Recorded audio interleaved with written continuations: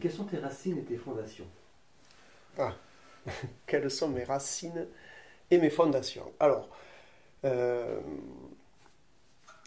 d'un point de vue le plus proche, euh, mes deux parents sont nés dans l'Hérault, dans le centre Hérault, pas très loin d'ici, dans deux petits villages qui se trouvent entre Clermont-Lérault et Pézenas, donc des villages voisins. Et tous deux sont originaires de... Alors, mes grands-parents maternels venaient de Provence, tous les deux. Et mes grands-parents paternels, la grand-mère était française et le grand-père immigré espagnol. Donc voilà, il a fui l'Espagne franquiste mais il était très jeune lorsqu'il est arrivé en France, il était même encore bébé. Voilà. Et avec la particularité d'avoir toujours gardé les deux nationalités, ou même pas, je crois que je dis une bêtise, je crois qu'il a toujours été espagnol. Mais oui, par exemple, il n'a jamais voté en France, il n'a jamais eu de papiers français, il a toujours travaillé et vécu en France. Et voilà, donc espagnol qui, dans mon souvenir, parlait un peu français, un peu occitan, beaucoup espagnol. Et voilà, tout ça c'était un mélange, donc il avait sa caractéristique qui était comme ça aussi par rapport à la langue. Euh, et alors, donc ça c'est par rapport aux origines. Et après, d'un point de vue, parce que tu parles de fondation, je crois, mon grand-père maternel était directeur de cave coopérative. Ma grand-mère était femme au foyer, donc elle a élevé quatre enfants, avec mon grand-père évidemment. Euh, et d'un point de vue du côté paternel, pareil, la grand-mère était à la maison et faisait aussi beaucoup de travaux à la vigne, et mon grand-père était ouvrier agricole. Donc là, on rentre dans un domaine aussi, voilà, le vin, l'activité viticole aussi. J'ai de la famille qui est vigneronne aussi, donc ça fait partie aussi d'une culture. Et on parle de racines, voilà, les souches de vigne ont des racines aussi, donc ça, je pense que ça en fait partie. Euh, et donc, enfin, je ne sais pas si je peux faire le lien là avec l'enfance, mais c'est ça, c'est une vie très tranquille à Clermont-Lérault. Voilà, une enfance avec des parents. Mon père était mécanicien, garagiste.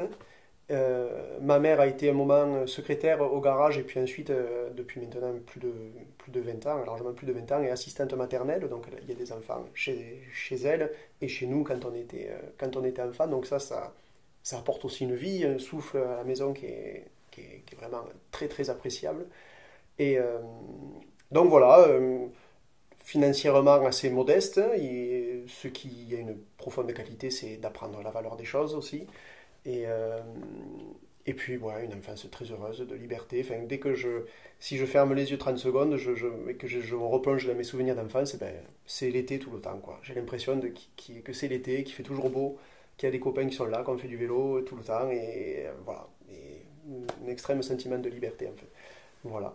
Et je me sens issu de ça, en lien avec ça. Et, mais j'ai même l'impression que c'est cet enfant-là qui te parle aujourd'hui. J'ai pas l'impression d'avoir coupé du tout. Et je suis très très content de ça et j'espère pouvoir le garder et le faire perdurer très longtemps. C'est. Ouais, je suis toujours cet enfant de 6 ans, 10 ans, 13 ans. Voilà, j'ai l'impression de ne pas avoir bougé de ça. Même si évidemment il y a quelques métamorphoses physiques qui s'opèrent, hein, mais euh, ça me tient très à cœur. Ouais. Ça me tient très à cœur justement de ne pas perdre ces racines-là et cette espèce de simplicité peut-être aussi des choses, de la vie, des rapports humains. Et qu'est-ce que tu peux nous dire de plus sur tes parents? Déjà, j'ai la chance de les avoir. On habite le même village. Et j'ai la chance de les avoir bienveillants, aimants et voilà, attentionnés, attentifs. Et une des premières choses que je pourrais dire aussi d'eux, c'est que euh, malgré le fait que le métier de musicien leur était totalement étranger, depuis que je suis tout gamin, et mon petit frère pareil, qui est musicien aussi, en fait, ils n'ont jamais mis d'obstacle à ce que je fasse de la musique déjà tout petit et à ce que j'imagine même embrasser une carrière professionnelle. Et ça, c'est quand même, je trouve, très très fort et même très courageux de leur part parce que ils auraient pu se dire, au regard même, par exemple, de mon grand-père paternel, qui n'y voyait là aucune forme de réussite, hein, ou de stabilité. Euh, Lui, pour lui, bah oui, devenir musicien, c'était pas un métier. Bon. Et bon, on l'a souvent entendu, on l'entend encore souvent. Mais au contraire, mes parents se sont toujours mobilisés, ont fait des sacrifices aussi financiers pour pouvoir nous acheter, mon frère et moi, des instruments. Euh, voilà, et même payer les cours à l'école de musique. Même je me rappelle quand je disais mais j'aimerais bien avoir cette paire de baskets là, et ma mère me disait d'accord, mais moi j'ai l'argent pour une chose, soit pour la musique, soit pour les baskets, alors tu choisis. Et je suis très heureux que l'enfant que j'étais ait toujours choisi la musique. Ça, voilà, ça c'est un exemple pour dire, ben, en fait, ça m'était indispensable, quoi. Continuer à faire prendre des cours de batterie, ça a été toujours une évidence pour moi et pour l'enfant que j'étais. Et donc voilà, ça c'est, je trouve moi voilà, une qualité, une confiance aussi dans la conviction dans les convictions que pouvaient présenter leurs enfants en disant, mais voilà, on va être musicien parce que on ne pense qu'à ça, on ne vit que pour ça. Et ouais, cette confiance-là, je trouve, est très belle. Et voilà, ils nous ont accompagnés. Comme ils m'ont accompagné aussi au moment de rentrer en seconde générale, euh, vraiment là, ça commençait à devenir assez fort. C'est-à-dire, si je veux devenir professionnel, il faut que là, je prenne une autre filière. Donc la filière d'un bac technologique musique, par exemple, qu'il y avait à Montpellier, au lycée Clémenceau.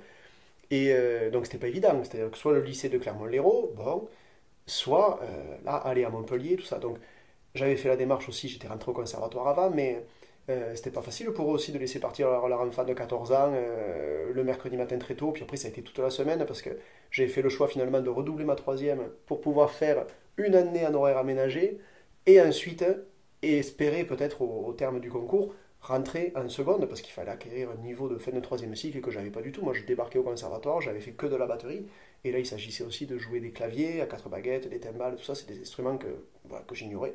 Je ne connaissais pas tout ça. Je lisais très peu les notes, très peu la musique. Donc voilà, ça a été un pari aussi.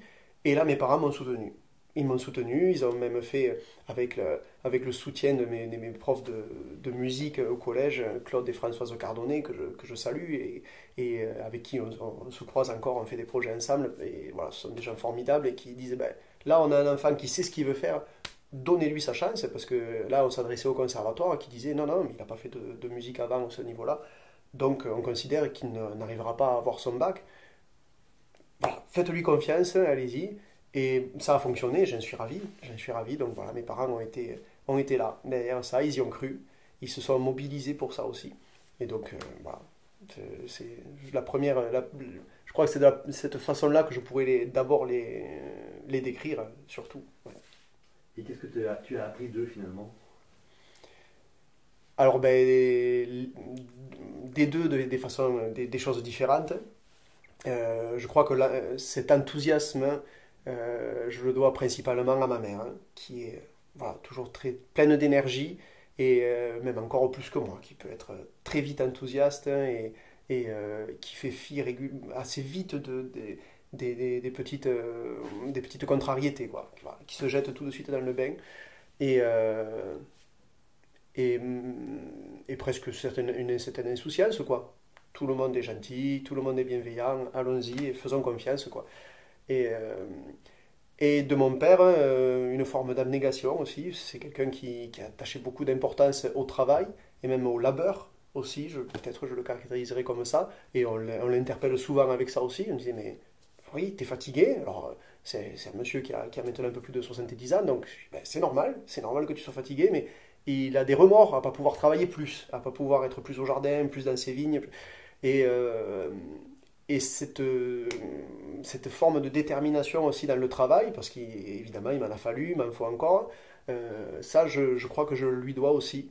Je le lui dois. Et puis tous les deux sont porteurs d'une force sensible à l'égard des êtres humains aussi, de la, comment dire, de la détresse des uns, de la joie des autres. Voilà, ils sont assez poreux avec ça et ils l'expriment. Et je crois que je leur dois ça aussi. Ouais. Et toi, quel enfant tu étais? Quel enfant j'étais? Alors, j'étais un enfant qui bougeait beaucoup, même un peu trop parfois. au regard de certains instituteurs qui disaient même que j'étais hyperactif, qu'il fallait que je bénéficie même d'un suivi. Euh, voilà, alors là-dessus, mes parents se sont toujours défendus en disant calmez-vous, c'est juste un enfant qui vit, qui bouge. Et voilà, je crois qu'ils avaient raison de ce point de vue-là. Je pense pas qu'il aurait fallu que ce soit nécessaire que j'ai un traitement ou ce genre de choses-là, ou un suivi particulier. Oui, j'étais un enfant qui bougeait beaucoup, qui oubliait toujours mes affaires. C'est pour ça que je m'en amuse d'ailleurs quand je constate que certains élèves font pareil, que systématiquement quand ils sortent du cours, je suis obligé de les rattraper dans la rue parce qu'ils ont oublié la moitié de leur baguette et de leurs affaires. Et j'étais comme ça. Voilà, j'étais comme ça. Euh, ouais, j'étais un enfant, ouais, c'est ça, plein de vie, apparemment toujours très observateur, d'après voilà, la façon dont on me décrivait. Et puis j'étais un enfant de dehors.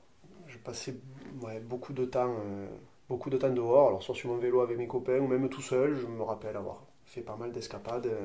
Et, et comme tous les enfants, je pense qu'ils ont accès, en tout cas, parce qu'on habitait légèrement à l'extérieur de Clermont-Lérault, dans un lotissement, donc on avait la garrigue à 2 pas de la maison. Et, euh, et chaque escapade voilà, était une aventure, quoi. Juste une capitelle en pierre sèche à moitié effondrée, ben voilà, c'est déjà un jardin et un monde, quoi. Et ben, la découverte d'un scorpion, ce genre de choses, ça fait une semaine. Et voilà, j'étais cet enfant-là, rêveur aussi. Euh, je sais pas, j'ai ce souvenir de moi au collège hein, où je regardais, parce que j'étais au collège du Salagou, qui est construit au pied des collines, et moi le lotissement dans lequel j'habitais était de l'autre côté des collines, donc voilà, je voyais les collines dans lesquelles j'allais m'amuser, et voilà, je me rappelle regarder à travers de la fenêtre en me disant, au mois de septembre après la rentrée, quoi, ben voilà, j'y retournerai. C'est comme une quête, on sait que voilà, on va y retourner, là il faut y passer, je suis dans mon cours d'anglais qui me passionne pas forcément maintenant, mais voilà.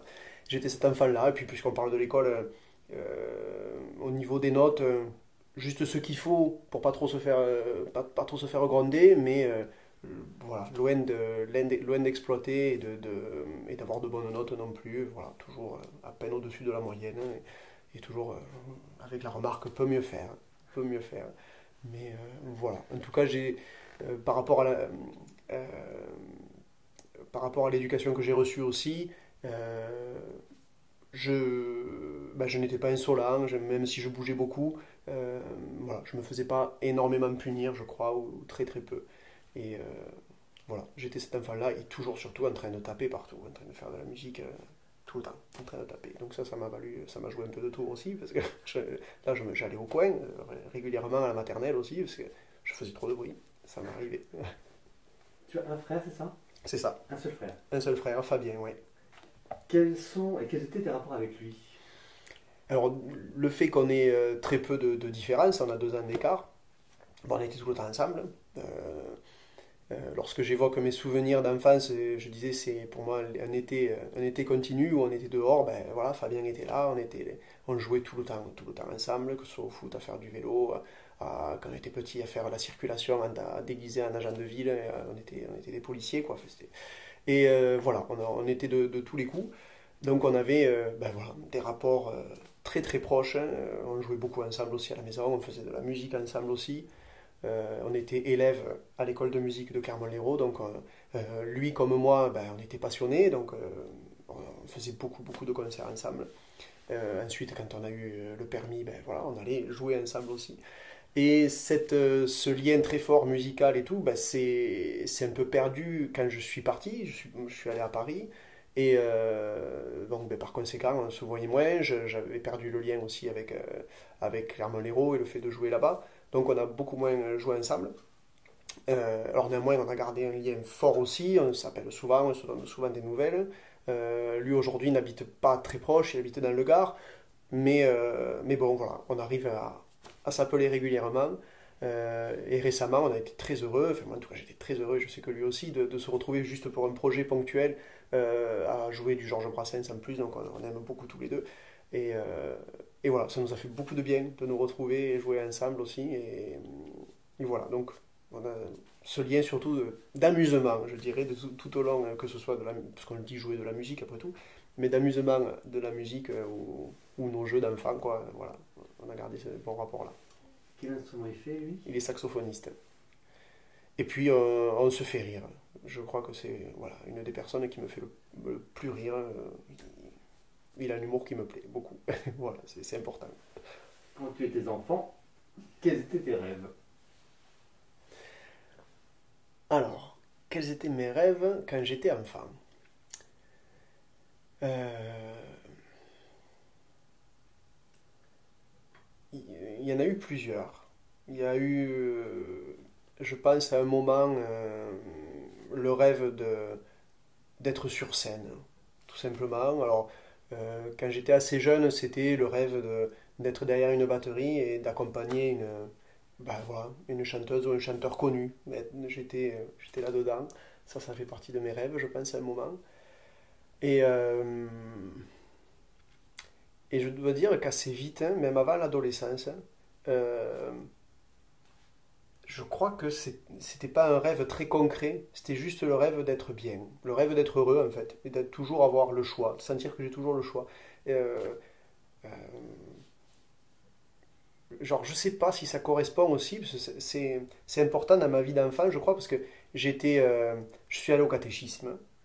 Ma mère enseignait le catéchisme aussi, alors mon père n'était pas trop concerné par la religion, ma mère un peu plus, et j'ai été même enfant de chœur.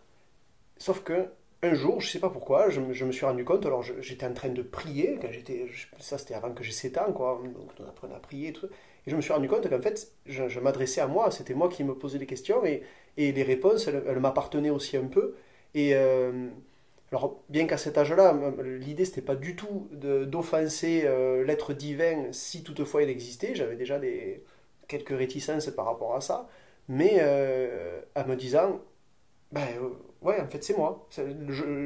J'ai le mérite, la prière en tout cas a le mérite de formuler tout haut des questions auxquelles peut-être j'ai les réponses, probablement j'ai les réponses.